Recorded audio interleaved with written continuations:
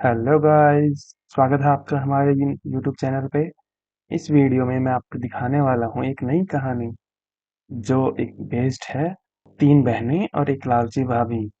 तो देखते हैं तीन बहनें मिलकर अपनी लालची भाभी को कैसे सबक सिखाती हैं। चलिए शुरू करते हैं। तीन बहनों की लालची भाभी। करिश्मा, रेशमा और मनीषा तीन बहनें हैं। उनका एक भाई भी है, मयंक। मयंक अपनी बहनों को बहुत प्यार करता है, लेकिन मयंक की पत्नी सविता इस मामले में मयंक से बिल्कुल ही अलग है। वो अपनी ननदों का जितना बुरा कर सकती है उतना बुरा करती ही रहती है और अपनी ननदों पर हुक्म भी चलाती है। करिश्मा, करिश्मा, तुमने अभी तक नाश्ता नहीं बनाया? तुम्हारे भैया को ऑफिस जाने में देर हो रही है। हाँ भाभी, बस अभी बनाती हूँ। करिश्मा, तुम ये ढीलापन छोड़ दो। कल को पराए घर जाना है। वहाँ अगर तुम इस तरह से काम करोगी तो लोग क्या कहेंगे कि माँ ने और भाभी ने कुछ सिखाया नहीं। और तुम्हारी दोनों बहनें कहाँ हैं? अब रेशमा मार्केट गई है और मनीषा सो रही है। क्या? सुबह के 8 बज रहे हैं और ये महारानी अभी भी सो रही है? ये कहते हुए सविता अपनी सास दुर्गा देवी के पास जाती है। माँ जी, देख रही हो अपनी बेटियों के तौर तरीके? क्या हुआ बहू? सुबह सुबह क्या कर दिया मेरी बेटियों ने? अरे एक तो अभी अभी उठकर किचन में गई है, दूसरी सुबह सुबह बाहर चली गई और तीसरी अभी तक सो रही है। क्या करूं मैं इन तीनों का? मैं तो परेशान हो गई हूँ।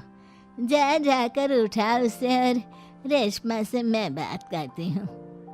सविता सीधा मनीषा के कमरे में जाती है और उससे कहती है, महारानी जल्दी उठो, सूरज सर पर आ गया है।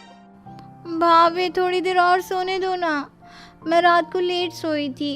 वो क्या है ना, यूनिट टेस्ट चल रहे हैं। शराफत से उठती है या नहीं, या फिर पानी की भरी बाल्टी डालूं तेरे ऊपर?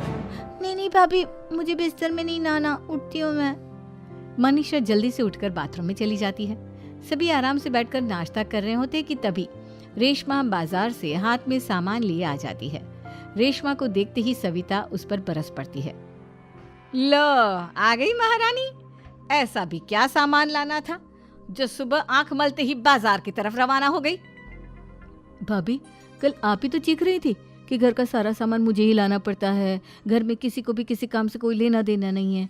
अब मैं बाजार जाकर सामान ले आई तो आपको इस बात से भी तकलीफ हो रही है? देख रही हो माँ जी, अपनी बेटी की जुबान कैंची से भी तेज चलती है। और मयंक, आप तो कुछ कहेंगे नहीं अपनी लाडली बहन को। रेशमा, अपनी भाभी से ऐसे बात नहीं करते। चलो माफी मांगो। भैया, मैं क्यों माफी मांगू? आप भाभी से बोलिए ना कि हम पर कम हुक्म चलाया करे। हम इस घर की बेटियां हैं और आपकी पत्नी की ननद है, नौकरानी नहीं। लो कर लो बात। इनकी भलाई के लिए कुछ भी बोलो तो इन्हें बुरा लग जाता है। इस घर में यही इज्जत है मेरी। देख लो माँ जी, आपकी बेटी किस लहजे में मुझसे बात कर रही है। सविता वहां से चली जाती है। मयंक को बहुत गुस्सा आता है, वो भी वहां से चला जाता है।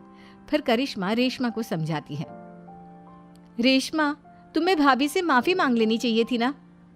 लेकिन दीदी, मैंने कुछ किया ही नहीं, तो मैं माफी क्यों मांगू? हाँ करिश्मा दीदी, रेशमा दीदी जैसे ही घर में आई भाभी ही उन पर चिल्ला रही थी।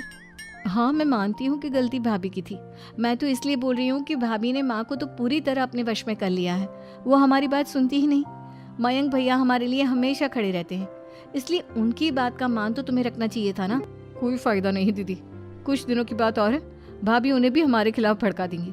फिर वो भी माँ की तरह हमारी किसी बात का विश्वास नहीं करेंगे। इसी तरह सविता अपनी तीनों ननदों को किसी न किसी बात पर परेशान करती रहती थी। एक दिन मयंक अपनी तीनों बहनों के लिए गिफ्ट लाया। करिश्मा, ये तुम्हारे लिए हार का सेट। रेशमा, तुम्हारे लिए सुंदर सी ड्रेस। और मनीषा, तुम्हें किताबें पसंद है ना, तुम्हारे लिए किताबें लाया हूँ। थैंक यू भैया। थैंक यू भैया। थैंक यू भैया। करिश्मा, तुम्हारा नेकलेस कितना सुंदर है, ये भैया कहाँ से ले आए होंगे? मैंने भैया को 3 दिन पहले फोन पर ये डिजाइन दिखाया था और आज भैया ये ले आए। सविता तो अपनी ननदों के गिफ्ट्स देखकर जल गई और करिश्मा का नेकलेस तो उसे भी बहुत पसंद आया था। अपनी बहनों के लिए कितना अच्छा नेकलेस लेकर आए हैं, मुझे कभी कोई गिफ्ट नहीं दिया। मैं आज ही ये हार चुरा लूंगी। रात में सविता करिश्मा का हार चुरा लेती है और इसी तरह उसे अपनी ननदों की जो भी चीज़ अच्छी लगती वो उसे मांगती नहीं, बल्कि रात के अंधेरे में चुरा लेती। इसी तरह दिन बीतते गए और सविता ने मयंक के दिल में भी उसकी बहनों के लिए नफरत पैदा कर दी। एक दिन मयंक ने करिश्मा और रेशमा के लिए रिश्ता देखा और ये बात उसने घर में सबको बताई। माँ, करिश्मा और रेशमा के लिए बहुत अच्छा रिश्ता आया है। वो लोग कल इन्हें देखने आ रहे हैं। आप और सविता मिलकर सारी तैयारी कर लेना। ये सुनकर करिश्मा और रेशमा खुश हो जाती हैं, लेकिन सविता सोचती है, अगर इन दोनों बहनों की शादी हो गई तो घर और बाहर का काम कौन करेगा? मनीषा तो एक नंबर की कामचोर है, उससे तो किसी बात की उम्मीद लगाना ही बेकार है। मुझे इस शादी को रोकना होगा। अगले दिन सभी लड़के वालों के स्वागत की तैयारी करने में लगे होते हैं। तभी मयंक अपनी बहनों से आकर कहता है, तैयार हो गई तुम दोनों? देखो, दोनों लड़के बहुत अच्छे हैं। मैं कोई कसर नहीं छोड़ना चाहता, इसलिए तुम उनके सामने अच्छे से बिहेव करना और अपनी भाभी से लड़ने मत लग जाना। करिश्मा, तुम वो नेकलेस पहन लो ना, जो मैं तुम्हारे लिए लाया था। भैया, मैं बहुत देर से वो नेकलेस ढूंढ रही हूँ, लेकिन मुझे मिल ही नहीं रहा। क्या? तुमने नेकलेस खो दिया? तुम्हें पता भी है वो कितना महंगा था? तुम कोई काम ढंग से नहीं कर सकती। मयंक गुस्से में वहां से चला जाता है। थोड़ी देर बाद लड़के वाले भी आ जाते हैं। वो दोनों बहनों को पसंद कर लेते हैं और रिश्ता पक्का हो जाता है। लेकिन सविता के दिमाग में तो कुछ और ही खिचड़ी पक रही थी। वो पंडित जी के पास करिश्मा की कुंडली लेकर जाती है और उन्हें पैसे देकर करिश्मा की कुंडली बदलवा देती है। जब लड़के वालों के पास करिश्मा की कुंडली जाती है तो वो दुर्गा को फोन करते हैं। बहन जी, हमने करिश्मा की कुंडली अपने पंडित जी को दिखाई थी।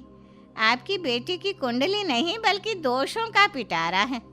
देखिए, मैं और मेरे पति इन सब बातों में बहुत विश्वास करते हैं, इसलिए हम आपकी बेटी से अपने बेटे की शादी नहीं करा सकते। इस तरह करिश्मा का रिश्ता टूट जाता है और सभी घर वालों को बहुत दुख होता है। अब कविता सोचती है, चलो, करिश्मा का तो रिश्ता टूट गया, अब रेशमा का भी रिश्ता तोड़ना है। क्या करूं, क्या करूं? अब सविता आवाज बदलकर किसी अननोन नंबर से रेशमा के होने वाले ससुराल में फोन करती है। हेलो, मैं कौन हूँ कौन नहीं ये आपके लिए जानना ज़रूरी नहीं। बस इतना सुन लो कि रेशमा का 2 साल से किसी के साथ अफेयर चल रहा है। बस रेशमा का रिश्ता तोड़वाने के लिए सविता का इतना कहना काफी था। अब रेशमा का भी रिश्ता टूट गया। मयंक और दुर्गा देवी ने रेशमा को खूब खरी खोटी सुनाई और उससे बार बार उस लड़के के बारे में पूछने लगे। आप दोनों मुझे क्यों परेशान कर रहे हो? अरे कोई लड़का होगा मेरी लाइफ में तो मैं बताऊंगी ना। जब कोई है ही नहीं तो कहाँ से लाऊं मैं कोई लड़का? तो तेरे होने वाले ससुराल वालों को फोन किसने किया था? माँ, मैं नहीं जानती किसने फोन किया था, मैं सच कह रही हूँ। मैं तो पहले ही कह रही थी, इसकी लगाम खींच कर रखो, लेकिन मेरी सुनता ही कौन है? आप चुप रहिए भाभी, ये सब आपका ही किया धरा है। अब तीनों बहनों को विश्वास हो जाता है कि ये सब उनकी भाभी ही कर रही है। तीनों बहनें अपनी भाभी को सबक सिखाने के लिए एक वकील कर लेती है और घर में हिस्सा मांगना। देखो भैया, माँ बाप की जायदाद में जितना बेटों का हक होता है उतना ही बेटियों का, इसलिए इस घर के 4 हिस्से होंगे और हमें अपना हिस्सा चाहिए। मैंने तुम्हारे लिए क्या क्या नहीं किया और तुम इस घर में हिस्सा मांग रही हो? भैया, आप और माँ हम बहनों की कोई बात नहीं सुनते हो और भाभी हमारी शादी नहीं होने देगी क्योंकि उन्हें लगता है कि आप हमारी शादी में ज़्यादा पैसा लगाओगे और उन्हें हम जैसी फ्री की नौकरानी कहाँ मिलेगी। तो हम भाभी के साथ तो रह नहीं सकते, हम बहनों को अपना हिस्सा चाहिए। अरे तुम्हें शर्म आनी चाहिए अपने भाभी पर ऐसा इल्जाम लगाते हुए।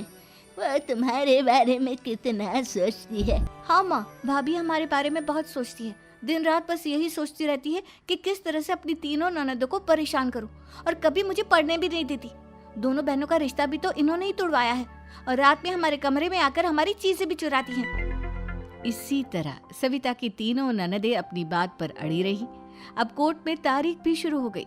जब सविता को लगा कि उसकी तीनों ननद इतनी आसानी से नहीं मानने वाली, तो उसने अपने पति और सास को सारी सच्चाई बता दी और अपनी तीनों ननद से माफी मांगी। मयंक और दुर्गा को भी अपनी गलती का एहसास हो गया। अब सविता खुद करिश्मा और रेशमा के लिए अच्छा रिश्ता ढूंढती है और उनकी शादी करवाती है। थैंक यू गाइस, आपने हमारे वीडियो को इतना प्यार दिया और एंड तक देखा। और ऐसी ही इंटरेस्टिंग कहानियों के लिए आप हमारे यूट्यूब चैनल को सब्सक्राइब कर लीजिए, साथ में बेल आइकन को भी प्रेस कर लीजिए ताकि जल्दी से जल्दी आने वाली हमारी वीडियोस की नोटिफिकेशन आपके पास जल्दी से जल्दी पहुंच सके। Thank you guys.